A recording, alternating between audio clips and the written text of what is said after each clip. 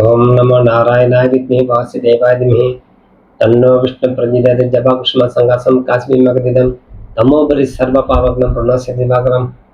சூரியநாராயணனுடைய அனுகிரகத்தால் வாழ்த்தறிந்த திருவருளால் பானு சப்தமி சயன தட்சிணாயன காலம்ங்கிறது பலன். தட்சிணாயன காலம் என்றாலே ஆடி மாதம் தான்.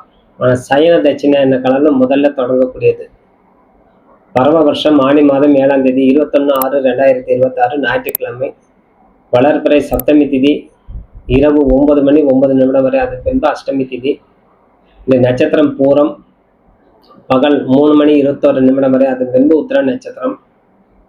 சித்தி நாம யுகம் மாலை 5 மணி 10 வரை. கரசை கரணம் அமிர்த யோகம் சித்த யோகம் கூடிய நாள் இன்றைய தினம். நேத்திரம் 1 ஜீவன் அரை பங்காக உள்ளது. இன்றைய தினம் பானு சப்தமி.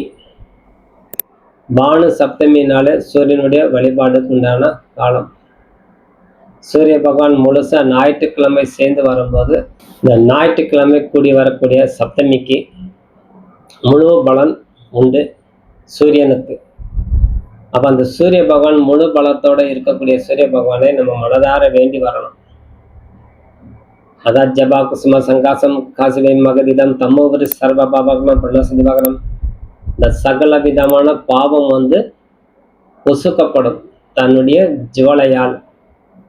அதனாலதான் எந்த காரியம் நம்ம செய்தாலும் அக்னி காரியத்தோட செய்யலாம்.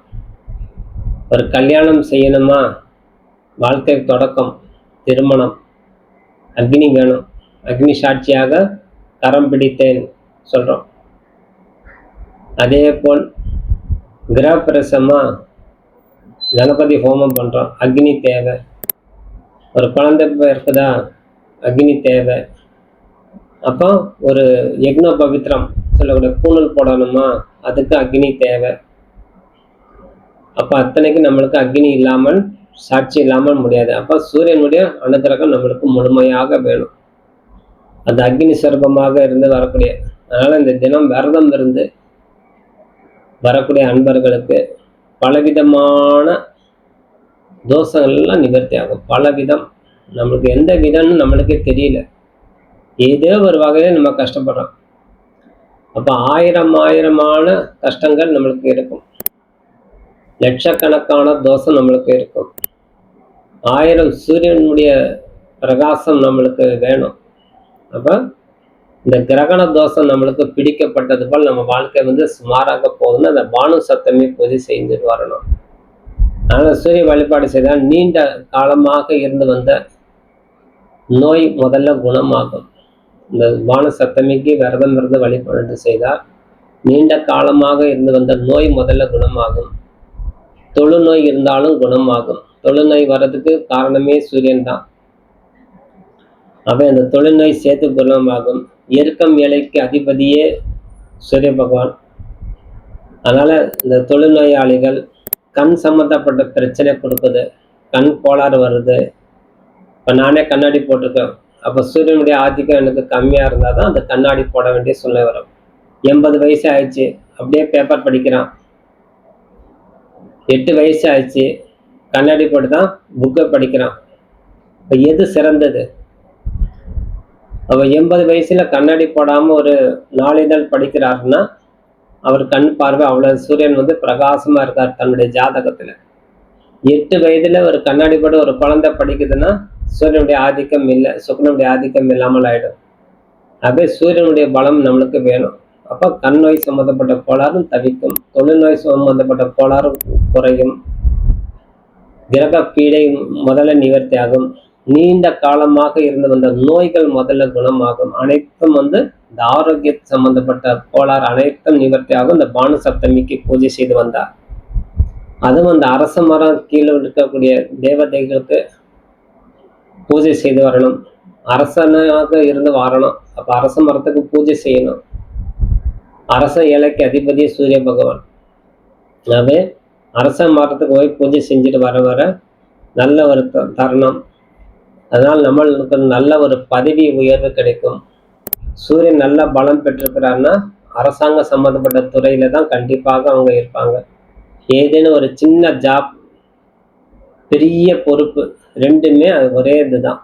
சூரியன் அனுகிரகம், திறமைக்கு ஏற்றபடி ஊதியம் கண்டிப்பாக அந்த அரசாங்கம் மூலமா அவங்களுக்கு கிடைச்சிடும். அப்ப சூரியன் பலம் பெற்றாதான் அந்த காலத்தில், அந்த காலகட்டத்தில் அந்த அரசாங்க ஊதியம், அரசியல்வாதி ஆகிறது அனைத்தும் கொடுத்துரும். அதனால சூரியனுடைய பலம் வேணும் நம்மளுக்கு.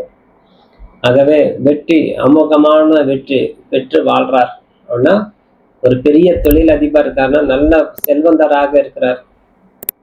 அப்ப அவருக்கு சூரியன் ஆதிக்கம் இருந்தாதான் ஒரு செல்வந்தராகவே வாழ முடியும். ஆகவே ஜாதகத்தில் இருக்கக்கூடிய சூரிய தோஷம் முதல்ல நிவர்த்தி செய்யணும்.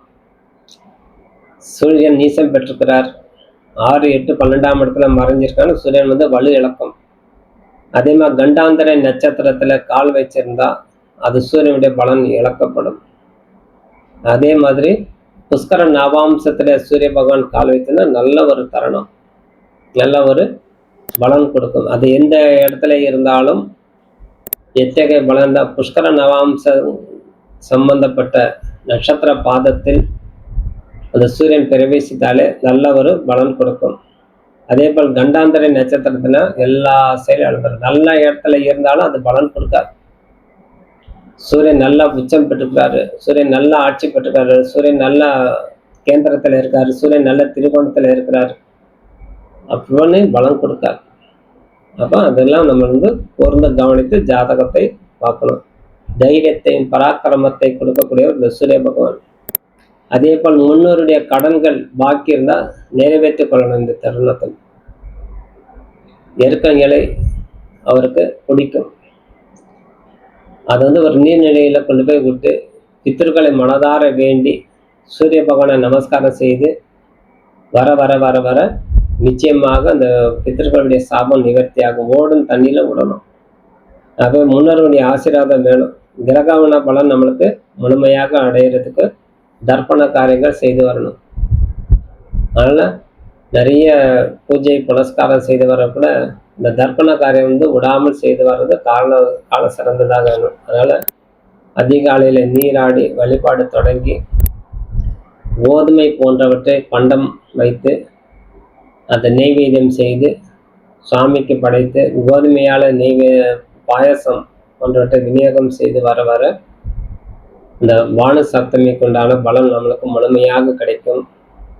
சூரியனுடைய காயத்ரி மந்திரம் சொல்லிட்டு வர்றது, ஆதித்ய ஹிருதயம் படிச்சுட்டு வர்றது, சூரிய நமஸ்காரம் அல்லது சூரியனுடைய ஆலயம் சென்று தாமரைப்பூ வச்சு அர்ச்சனை செய்து வர்றது இன்றைய தினம் அனைத்து விதமான நன்மை எடுக்கும். காலையில 6 மணி முதல் 7 மணி வரை சூரியனுடைய போரை அந்த நேரத்துல போய் சூரியபானு போய் பூஜை செஞ்சுட்டு வரணும். சூரியன் உதய நேரம் சூரிய பகவானை நமஸ்காரம் செய்யணும். இத்தனை செய்து வர வர நம்மளுக்கு கைமேல் பலன் கொடுக்கும். ஆகவே ஆரோக்கியத்தை இந்த சூரிய பகவான் மேன்மைப்படுத்துவார். பித்ரு சாபம் நிவர்த்தி செய்து கொடுப்பார்.